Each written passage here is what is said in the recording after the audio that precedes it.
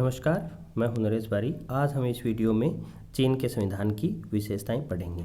इससे पहले वाले वीडियो में हमने चाइना का एक इंट्रोडक्शन के रूप में और उनका जो संविधान का खाका है और बहुत महत्वपूर्ण पार्ट के रूप में जो प्रस्तावना है उसका अध्ययन किया था।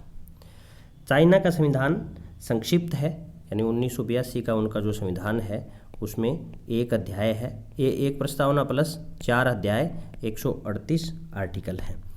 अगर हम उनके पुराने संविधान की बात करें तो 1954 के संविधान में 106 अनुच्छेद थे, 1975 के संविधान में एक प्रस्तावना प्लस 30 अनुच्छेद थे और 1978 के संविधान में एक प्रस्तावना प्लस 60 अनुच्छेद थे। यानी पूर्ववर्ती संविधानों में भी प्रस्तावना 75 और 78 में थी और 1982 के संविधान में भी है।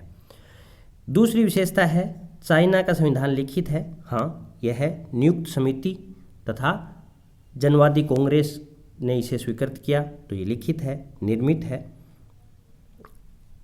अप्रैल 1982 में इसका जो मसौदा जनता के बीच में सर्कुलेट कर दिया गया था,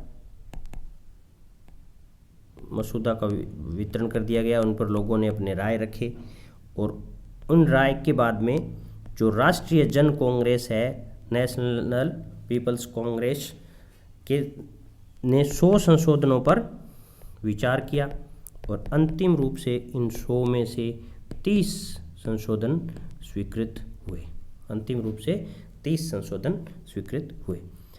अनम्य संविधान है। अनम्य अर्थात जिसमें संशोधन करना मुश्किल हो, और संशोधन करना मुश्किल कब होता है? हमने संविधानों के अध्ययन से हम मानते हैं कि जिनमें या तो ज़्यादा बहुमत की आवश्यकता हो, साथ ही और जब मुश्किल हो जाता है तो बहुमत के साथ साथ जो अन्य इकाइयां हैं उनका समर्थन भी चाहिए, और भी मुश्किल हो जाता है जब हम उसमें जनमत संग्रह का प्रावधान भी कर दें। तो चाइना के संविधान की अगर बात करें हम, तो जनमत संग्रह ये प्रावधान तो इनमें नहीं है, लेकिन यह अनम्य संविधान है। संविधान की जो संशोधन की शक्ति है, संशोधन का जो मेथड है वो है कि प्रस्ताव आएगा। प्रस्ताव कौन ला सकता है? प्रस्ताव नेशनल पीपल्स कॉन्फ्रेंस यानी राष्ट्रीय जन कांग्रेस की जो स्थायी समिति है, राष्ट्रवादी जन कांग्रेस की जो स्थायी समिति है वो ला सकती है।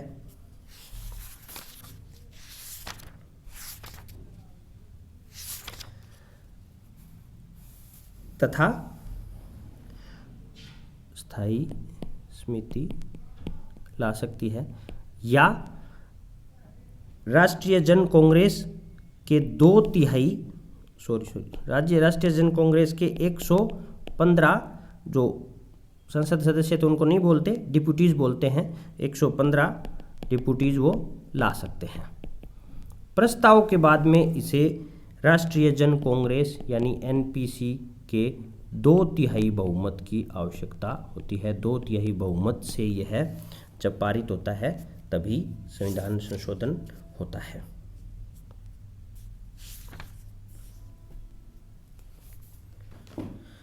जनवादी लोकतांत्रिक तानाशाही, ये हमने लास्ट वीडियो में चाइना की संविधान की जो प्रस्तावना पढ़ी थी उसमें हमने देखा था कि पीपल्स डेमोक्रेटिक डिक्टेटरशिप वर्ड का इस्तेमाल किया गया है। उससे पहले वाले जो संविधान थे उनमें डिक्टेटरशिप ऑफ प्रोलिटेरिएट यानी सर्वहारा की तानाशाही का इस्तेमाल किया गया था। तानाशाही पीपल्स डेमोक्रेटिक डिक्टेटरशिप यानी लोगों की लोकतांत्रिक तानाशाही है, जन लोकतांत्रिक तानाशाही है। वो क्या है? अनुच्छेद 1 में लिखा है जनवादी चीन जनवादी लोकतांत्रिक तानाशाही वाला राज्य है। अनुच्छेद 1 में लिखा है कि जो जनवादी चीन है, चीन अपने आप को उसका नाम है वो जनवादी चीन है। जनवादी चीन कौन सा राष्ट्र है? जनवादी लोकतांत्रिक तानाशाही वाला राष्ट्र है। जनवादी लोकतांत्रिक तानाशाही वाला राष्ट्र है, जिसका नेतृत्व नेतृत्व कौन करेगा?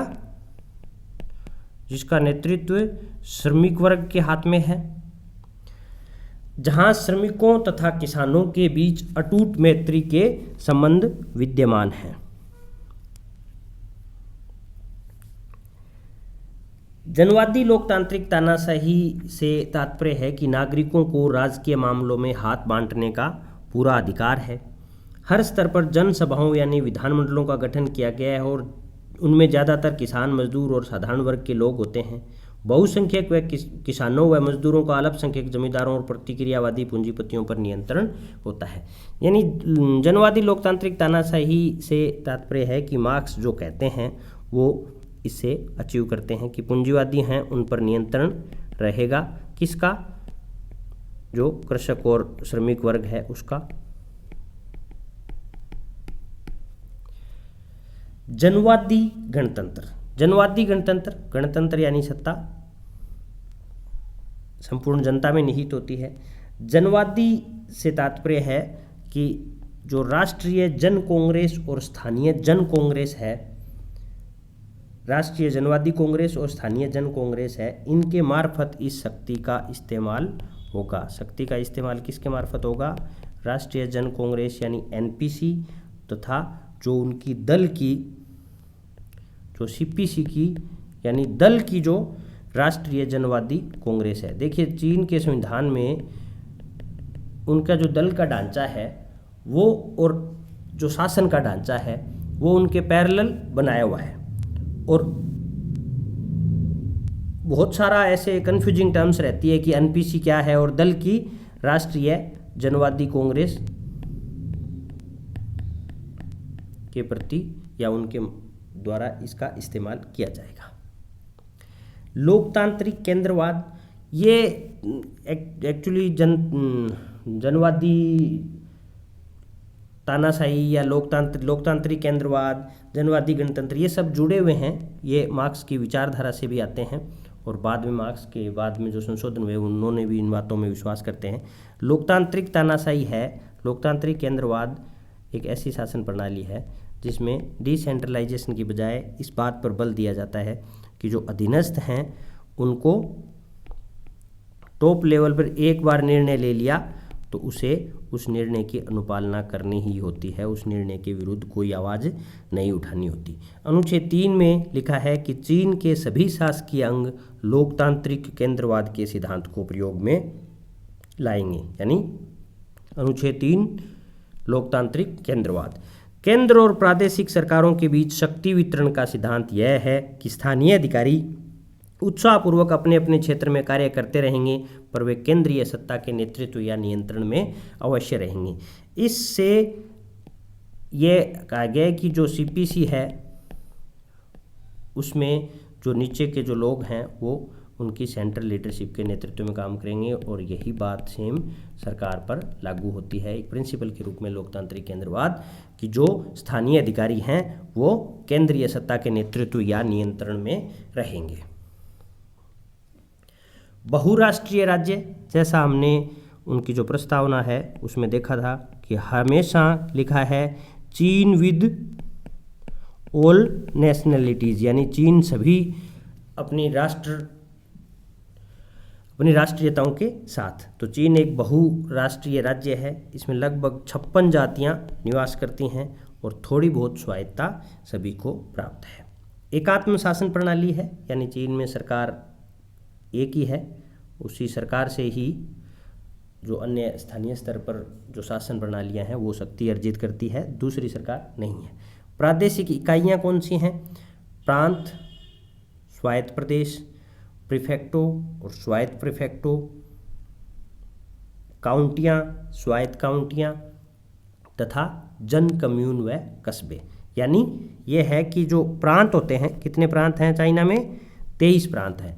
तो प्रांत जो होते हैं उनमें प्रांत, प्रीफेक्टो, काउंटियाँ रहती हैं और जो स्वायत्त प्रदेश हैं उनमें स्वायत्त प्रदेश, स्वायत्त प्रीफेक्टो, स्वायत्त काउंटियाँ रहती है। जन कम्यून व कस्बे प्रांत और स्वायत्त कस्बे, स्वायत्त प्रदेश दोनों में होते हैं। जो मूल अधिकार और मूल कर्तव्य हैं उनका उल्लेख अध्याय 2 में अनुच्छेद 33 से 56 के मध्य किया गया है। ये हम डिटेल में पढ़ेंगे। समाजवादी अर्थव्यवस्था। समाजवादी अर्थव्यवस्था से तात्पर्य है कि कोई अर्थव्यवस्था जिसमें उत्पादन वितरण का जो प्रबंधन है वह समाजवादी तरीके से हो, यानी उस पर किसी एक वर्ग विशेष का कब्जा ना हो। तो यह कैसे हो सकता है? उस पर संपूर्ण जनता का स्वामित्व हो। तो उत्पादन के साधनों का प्रबंध संपूर्ण जनता द्वारा हो तथा श्रमजीवी जनता द्वारा समाजवादी सामूहिक स्वामित्व हो। ऐसे इस तरीके से हो सकता है। अनुच्छेद 6 में लिखते हैं कि राज्य कृषि के अतिरिक्त अन्य क्षेत्रों में मजदूरों और व्यवसायियों को कानून की परिधि के अंतर्गत उद्यम की आज़ादी होगी। यानी उनका जो समाजवाद का स्वरूप है कि उद्यम की आज़ादी है, लेकिन राज्य कृषि के अतिरिक्त। अर्थव्यवस्था का ग्रामीण क्षेत्र श्रमजीवी कृषकों के सामूहिक स्वामित्व में होगा, यानी एग्रीकल्चर है वो सामूहिक होगी। चीन की जो अर्थव्यवस्था का आधार है वो कम्यून है, और कम्यून एक तरीके से आत्मनिर्भर इकाई है और यह अपने दूसरे पर निर्भर नहीं है। और कम्यून सामूहिक कृषि करेगा और अपनी इनकम का 18% इनकम टैक्स के रूप में देश को देगा। तो ये उनकी अर्थव्यवस्था का आधार है जिसमें सामूहिक कृषि का प्रावधान है। अर्थव्यवस्था का समाजवादी राजकीय क्षेत्र सबसे अधिक महत्वपूर्ण तथा विस्तृत है। आर्टिकल 9 में लिखते हैं कि अर्थव्यवस्था का जो समाजवादी राजकीय क्षेत्र है वो महत्वपूर्ण है, यानी स्टेट इकोनॉमी में रहेगा, वो मिनिमल स्टेट नहीं है, और उस स्टेट का जो क्षेत्र है वो महत्वपूर्ण है। अनुच्छेद 12 में लिखते हैं कि समाजवादी संपत्ति की चोरी, समाजवादी योजना और अर्थव्यवस्थाओं को नुकसान पहुंचाना दंडनीय अपराध है। अनुच्छेद 13 व्यक्तिगत आय, बचत और मकान इत्यादि की सुरक्षा प्रदान करता है। देखिए, जो उनका समाजवादी मॉडल है, जो समाजवादी अर्थव्यवस्था है, उसको बाकायदा संविधान में विभिन्न अनुच्छेदों में जगह दी गई है, उसको व्याख्यायित करने की कोशिश की गई है और उसे मुख्य आधार भी बताया है कि इस तरह की खेती होगी, उद्यम की स्वतंत्रता रहेगी, लेकिन इसके और जो सार्वजनिक क्षेत्र है वह अति महत्वपूर्ण माना गया है। एक दलीय प्रणाली है। प्रस्तावना में भी सीपीसी के योगदान की सराहना है। हमने लास्ट वीडियो में देखा था, बहुत जगह यानी मोर देन 4-5 टाइम्स ये लिखा है कि सीपीसी के नेतृत्व में चाइना ने ये किया, चाइना ने वो किया। तो एक दलीय प्रणाली है। यद्यपि चाइना में सीपीसी के अलावा और भी 8 राजनीतिक दल हैं, लेकिन ये सीपीसी के नेतृत्व में ही काम करते हैं। केंद्रीय सैनिक आयोग। देखिए, पुराने संविधानों में केंद्रीय सैनिक आयोग का प्रावधान नहीं था, और ये सिर्फ कोई आम नॉर्मल सी बात नहीं है, ये बहुत ही शक्तिशाली संगठन है, और इसके जो मुखिया हैं उनको राज्याध्यक्ष जितनी शक्ति है। इसमें एक अध्यक्ष, एक उपाध्यक्ष तथा सदस्य होते हैं। केंद्रीय सैनिक आयोग ही सेना को निर्देश देता है। यह राष्ट्रीय जन कांग्रेस और राष्ट्रीय जन कांग्रेस की स्थायी समिति। देखिए, एनपीसी लिखा है मैंने, नेशनल पीपल्स कांग्रेस, और नेशनल पीपल्स कांग्रेस की जो स्टैंडिंग कमेटी है, चाइना के संविधान में एक महत्वपूर्ण ऑर्गन है, उसका हम आगे पढ़ेंगे, इनके प्रति उत्तरदायी होती है। चाइना के संविधान में लिखा है कि ये ऑर्गेनाइजेशन एनपीसी के प्रति उत्तरदायी होंगे, और एनपीसी जब सत्र में नहीं होती है तो स्टैंडिंग कमेटी के प्रति उत्तरदायी होंगे। एनपीसी का सिद्धांततः अधिकांश कृत्य स्टैंडिंग कमेटी कर सकती है, और व्यवहार में उससे भी ज़्यादा यह करती है। यानी व्यवहार में एनपीसी बहुत इतना शक्तिशाली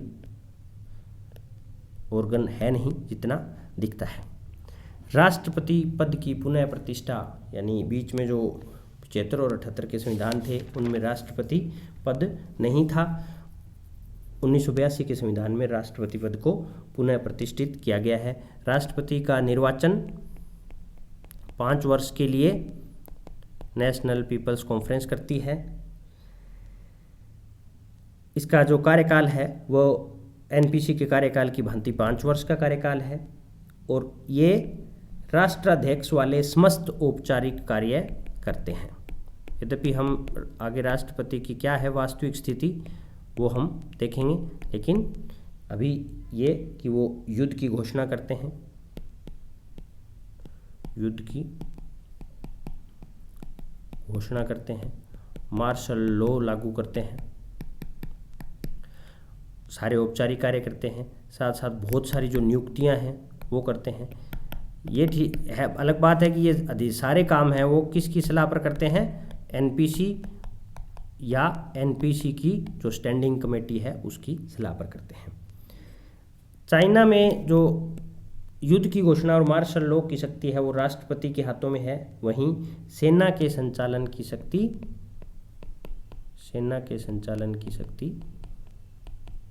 सेंट्रल मिलिट्री कमीशन के पास है। चीन के संविधान की प्रस्तावना में विदेश नीति के सिद्धांतों की, विदेश नीति की चर्चा है, वो हमने देखा था।